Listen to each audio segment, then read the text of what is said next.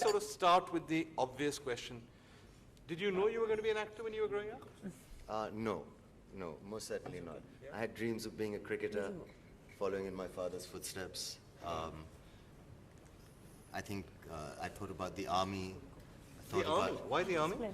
I don't know. It seemed when I was young. Actually, it's an interesting thing. Half my family lives in part of my family lives in Pakistan. That's right. So the cousins used to play, like army games, and we got very distressed when we thought that we might have to shoot each other. That's right. Yeah, we really did, and then we realized that we don't have to join the army. You can find them in cricket. Yes, instead. Yeah. And it was all very pleasant. But were you a good cricketer when you were young? Comparatively, no. But compared to other kids. Compared to other kids, decent. I played for school. Yeah. And I was capable of playing cricket, but where the family I'm from, I would be called rubbish. So was there like a stage when you said to yourself, I'm never going to be good enough to play for India, not good, as good as my father, so let's do something else? Or? Yes, I think there was. Yeah. And I think that was very early. I think it was before public school. I must have been about 12 or 13 when I realized, comparatively to him at 12 or 13, this is not even in the same league. I think these things are gifts. They're God gifts. They're not a question of what you want to do or how hard you work at it. It's something you need to be born with. Kareena Kapoor, The Years of Struggle is not a very long book, right? Not, in fact, I think it's, for me, I think it's too much because I had added responsibility. everything was under a microscope. What she's doing, what role is she doing, why is her film not doing well, why is she acting in this movie. It was always like that because but did you have a lot of flops? More. Of course, I remember Refugee was a bit of a dud, and then? After that, there were also quite a few. In fact, in my shorter career, there were about 16, 17. Really? Yes. And they were much better looking than mine. Of course. And there were no rats. Yeah. Okay. And did it happen like in a row? Was there like a phase when people said she doesn't measure up to her sister's record? Of course, there was a phase, definitely. I think till, but I don't know. I think that everybody says that, I don't know, the media choose to write that, before Jab We Met, it wasn't really great. But according to me, what I was getting was I was choosing the best from what I was getting, And even right before Jab We Met to now, I think films also have changed, from from what they used to be. What they used to be. For my time also it was, I've worked for 10 years. Today the kind of roles that women are getting in Indian cinema today are so different.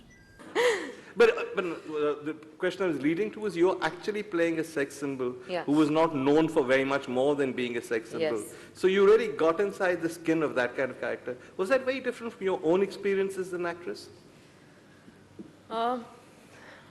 Of course it was different, but with every character you find some point of identification.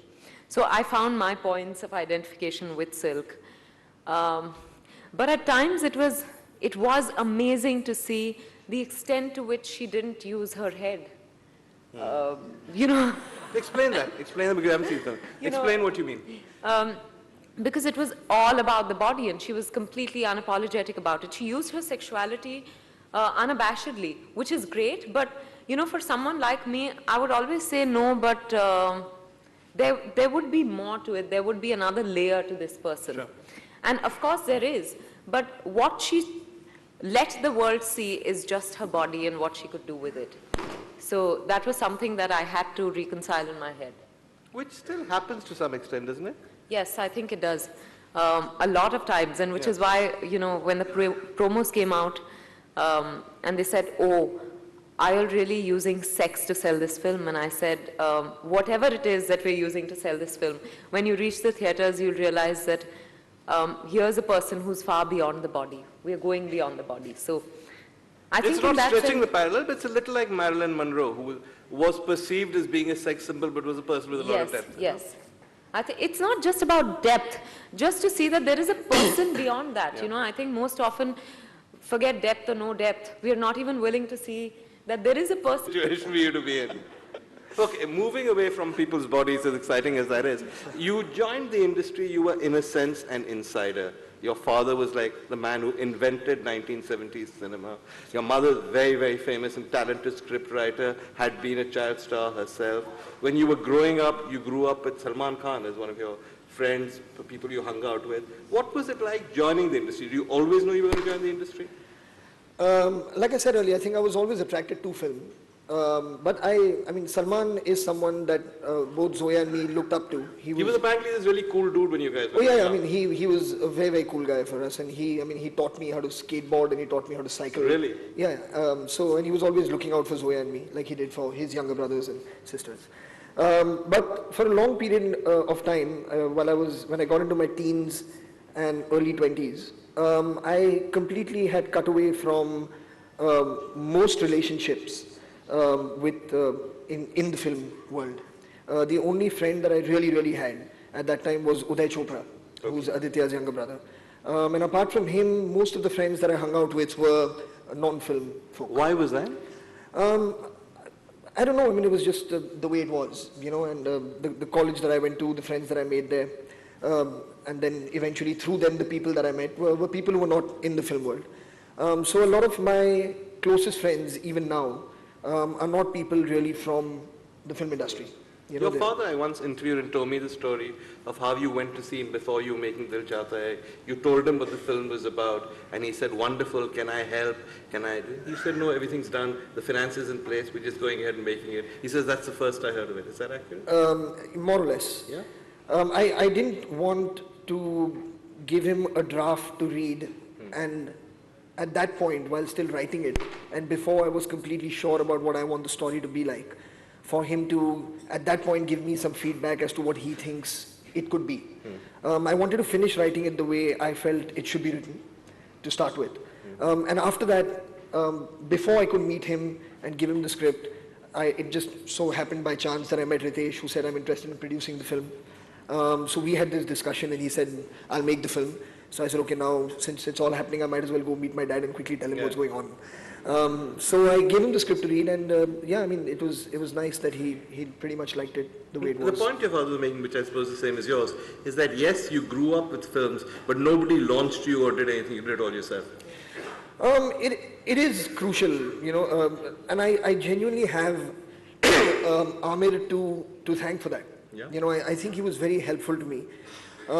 Because the reason he met me and the reason he told me that he met me was that he told me that you didn't ask your mother or your father to call me. So which is why I think let's have a meeting and let's talk about your film. So which I thought was very, very, honest of him to start with, and I felt that and it took 8 months to meet him, so it wasn't 8 months, even for you? Yeah, for me to meet him. And because I resisted the urge to get them to call him, I think he knew that I'm serious about wanting to make a movie, I'm serious about casting him in that movie, and that it's not just going to be like a whim, that, okay, I'm someone's son and I've got a script and I want to do a film.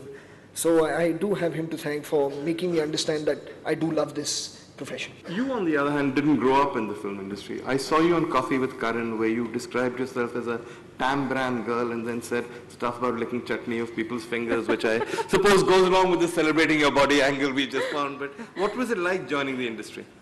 I've actually dabbled in every medium, whether advertising, television, and then finally film. My first film was a Bengali film, as a matter of fact, so even regional.